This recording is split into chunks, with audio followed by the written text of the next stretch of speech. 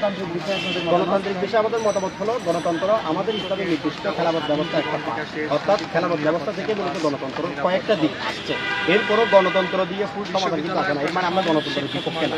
Minimum গণতন্ত্র থাকলে বাংলাদেশে একক ধর্মের রাজনীতিও করতে পারে না, একক ধর্মের রাষ্ট্র হয় না। গণতান্ত্রিক রাষ্ট্র বলতে যেটা বুঝায়, কিন্তু সেই গণতান্ত্রিক রাষ্ট্রও নাই, গণতন্ত্রের চর্চাও নাই। এমনি বলি গণতন্ত্র, কিন্তু আসলে গণতন্ত্রের আমরা ধারক না। তা আমরা বলতেছি কি, যদি মিনিমাম গণতন্ত্র থাকে তাও রাষ্ট্রটা কি থাকে, সর্বজনীন থাকে, সেটাও কিন্তু নাই। তবে গণতন্ত্র দিয়ে পূর্ণ মুক্তি আসে না। কেন আসে না? কারণ বর্তমানে ট্রাম্প কিন্তু গণতন্ত্রের নামে আসছে, এই মোদি কিন্তু গণতন্ত্রের দোহাই দিয়ে আসছে।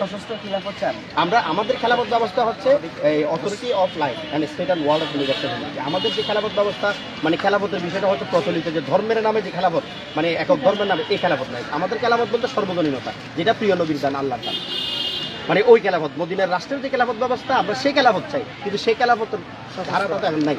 এবং আমাদের এটা হচ্ছে কি একমাত্র জ্ঞানের যুদ্ধ, জ্ঞানী বিষয়। ধন্যবাদ, ভালো থাকবেন। আর আমাদের অস্ত্র একটা জ্ঞান ও ভালোবাসা।